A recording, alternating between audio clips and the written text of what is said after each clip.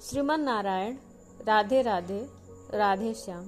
यह श्लोक श्रीमद् भागवत गीता का प्रथम अध्याय का श्लोक संख्या 14 है। ततः श्वेतर्युयुक्ते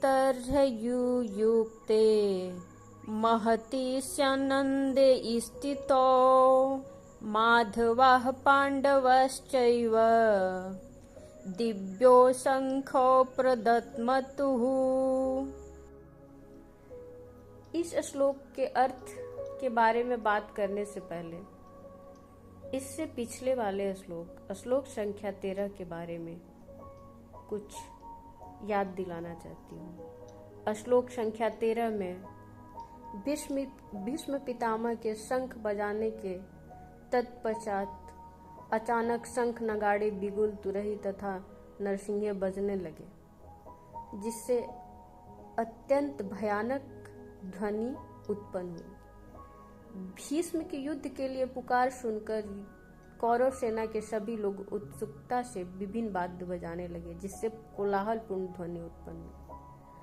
अब आगे श्लोक संख्या 14 में कौरवों के शंख बजाने के बाद पांडव सेना के मध्य में श्वेत घोड़ों द्वारा खींचे जाने वाले भव्य रथ पर बैठे हुए माधव और अर्जुन ने अपने दिव्य शंख बजाए। कौरव सेना का कोलाहल थमने लगा था। तभी पांडव पक्ष की ओर से भव्य रथ पर बैठे हुए भगवान श्री कृष्ण और अर्जुन ने अत्यंत साहसपूर्वक शंख बजाया, जिससे पांडव सेना में भी उत्साह भर गया। यहाँ संजय ने भगवान श्री कृष्ण को माधव कहकर संबोधित किया।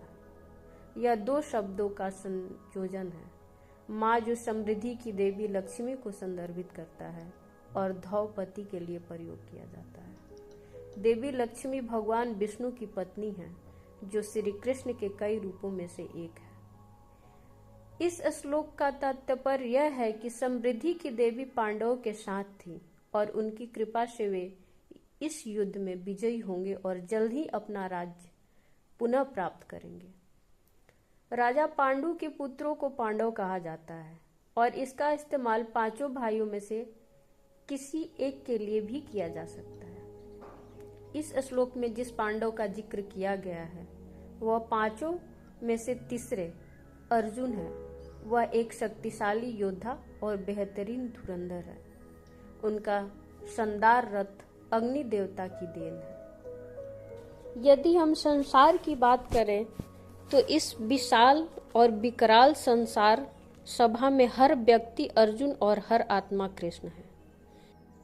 इसके इंद्रिय रूपी घोड़ों को जब तक नियंत्रित नहीं किया जाएगा, जीवन समर जितना कठिन है। दिव्य शंख की ध्वनि जो अंतर आत्मा में बजती है, वह अंतर्मुखी होकर सुननी होगी। वेद व्यास जी ने गीता में श्री कृष्ण और अर्जुन के शंखों को दिव्य शंखों की संज्ञा दी है।